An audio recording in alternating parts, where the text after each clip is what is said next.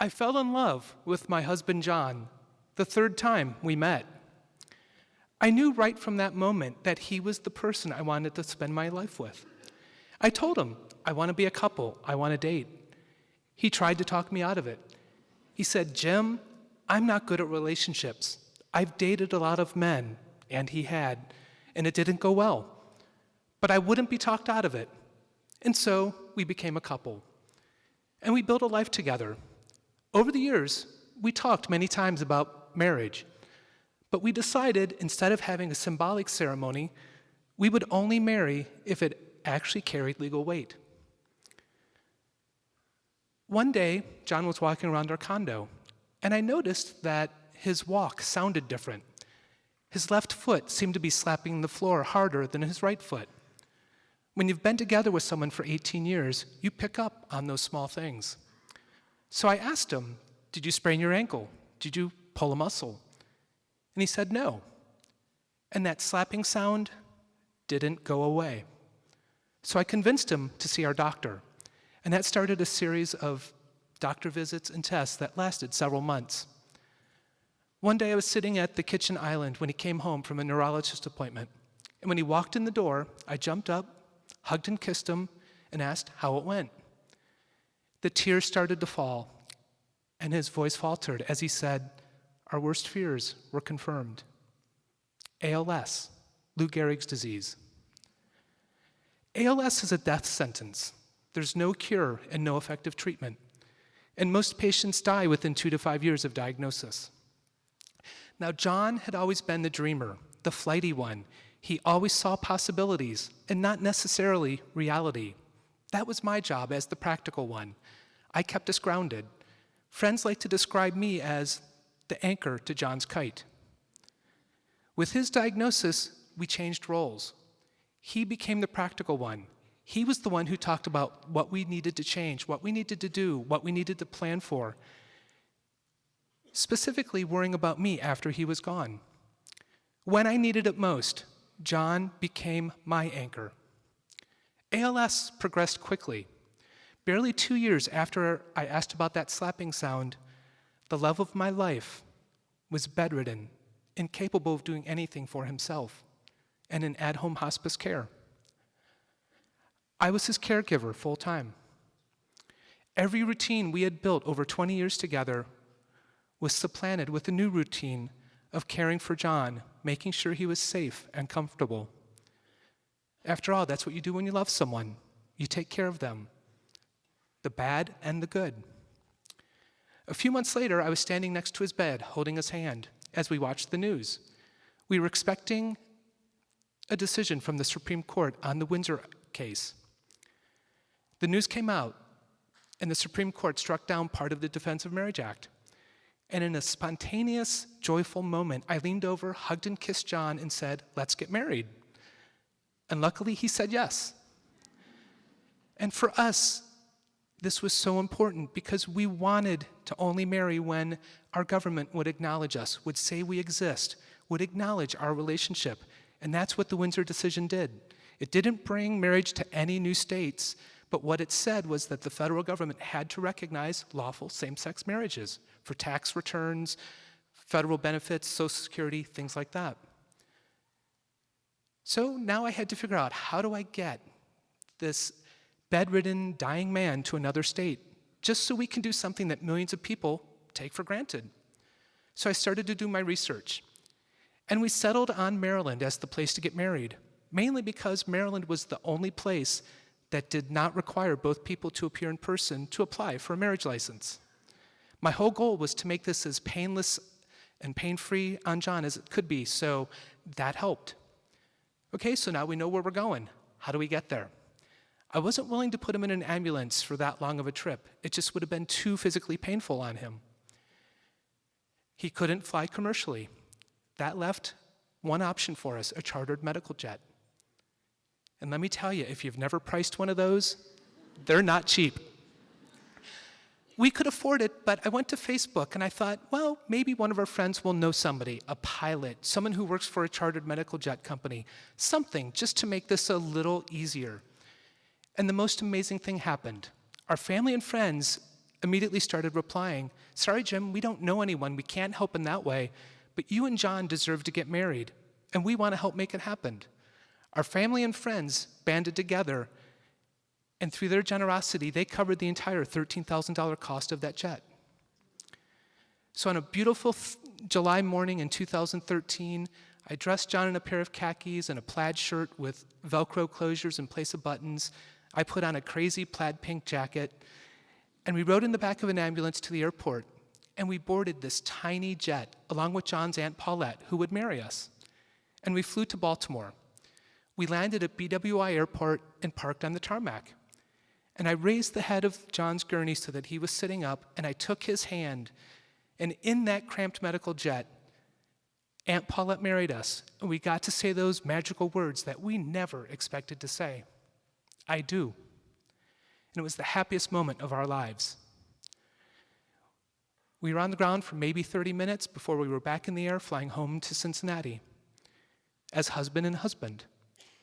And we said that word an awful lot. In the days that followed, I don't think 2 sentences left our mouths without the word husband. Good morning, husband. Would you like something to drink, husband? I love you, husband. And that was all we wanted, to live out John's remaining days as husband and husband. A few days after we married, friends were at a party, and they ran into a friend of theirs, a local civil rights attorney named Al, and our story came up in conversation. Our friends got in touch and asked if we might be willing to meet with Al. John and I discussed it and said, well, why not? Al came to visit, and in walked this brilliant, kind, gentle man. He sat down with us and talked with us, and he pulled out a piece of paper, and this piece of paper was a blank Ohio death certificate. And he said, now guys, I'm sure you haven't thought about this, because who thinks about a death certificate when you've just gotten married?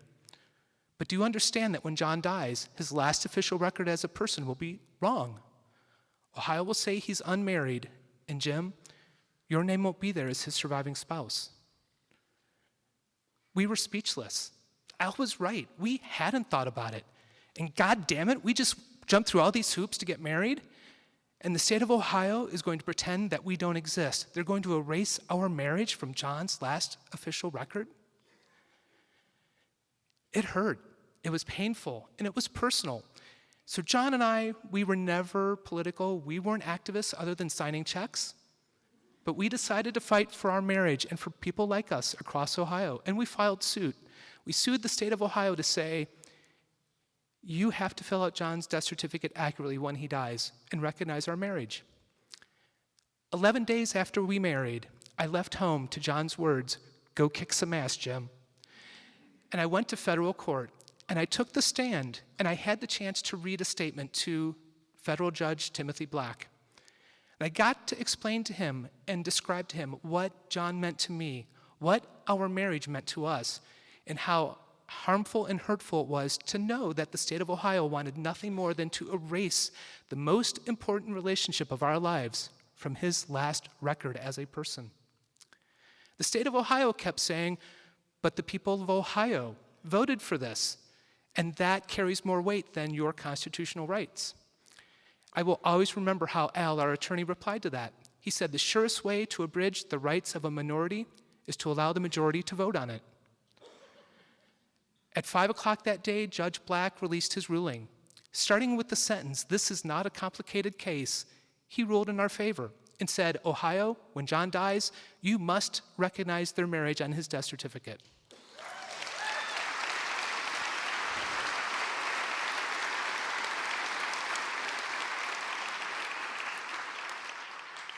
John and I had 3 months more together as husband and husband. And in October of 2013, I read aloud to him from one of his favorite books, Weave World by Clive Barker, and I still remember the last sentence I read. Lions. He'd come with lions. And I'm grateful the last voice John heard was mine. And he died. A few months later, the state of Ohio couldn't let this lie, so they appealed to the Sixth Circuit Court of Appeals. And our case, along with several others, was heard by that appeals court. And about a year after John died, I got a phone call to tell me, Jim, the Court of Appeals just ruled against you. They have given Ohio the ability to erase your marriage from John's death certificate. And I worried every single day I went to the mailbox. I thought, is this the day I'm going to pull out an updated death certificate with the most important relationship of my life erased from John's death certificate? But I clung to the silver lining. I wasn't going to give up. I was going to fight, and I was going to take this all the way to the Supreme Court if I had to. And that's what happened. In April of last year, I walked into that courtroom, the Supreme Court of the United States of America, and I took in this grand room, the marble walls, the marble columns, the red, white, and blue ceiling, and these dark red drapes with gold fringe that honestly put me in mind of a French whorehouse. And I wondered, will the court live up to those 4 words inscribed in the pediment of their very own building, equal justice under law? I thought about John. I thought about our marriage. I thought about my co-plaintiffs, another widow, parents, couples, children. And I wondered, are we going to walk out of here knowing that our marriage licenses, our death certificates, birth certificates matter? And are they accurate? Do they hold value?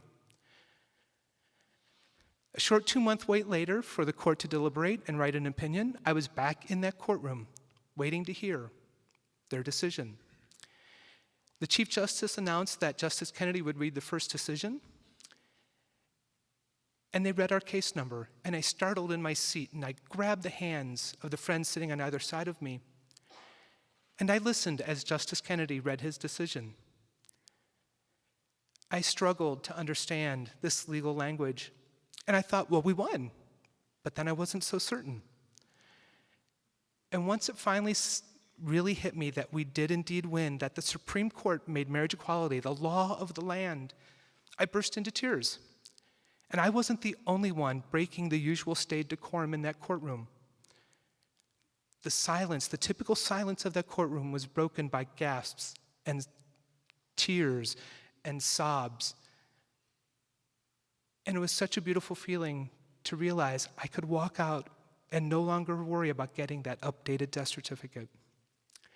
Al and I led our group of plaintiffs and attorneys arm in arm through this amazing crowd on the plaza of the courthouse.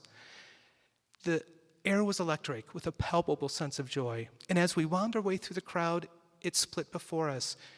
And we were showered with cheers and tears and smiles and this amazing, utterly happy feeling of celebration. And I realized in that moment, for the first time in my life as an out gay man, I feel like an equal American.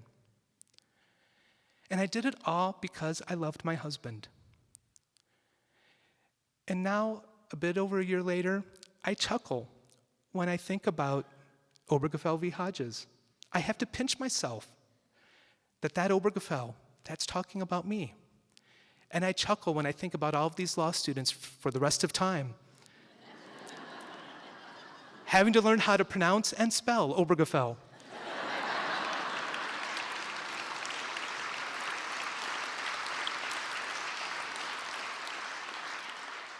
But mostly, I think about John. I think about the love we shared, and I think about the fight that we were willing to fight along with so many other plaintiffs.